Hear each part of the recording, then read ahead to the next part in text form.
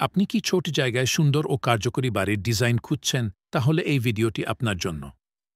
আমরা আপনাদের জন্য নিয়ে এসেছি একটি সুন্দর ও আধুনিক ডুপ্লেক্স বাড়ির ডিজাইন, যা floor area ৩৫ feet into ৪৫ feet. পুরো ভিডিওটি দেখুন এবং কমেন্টে জানান কেমন লাগলো।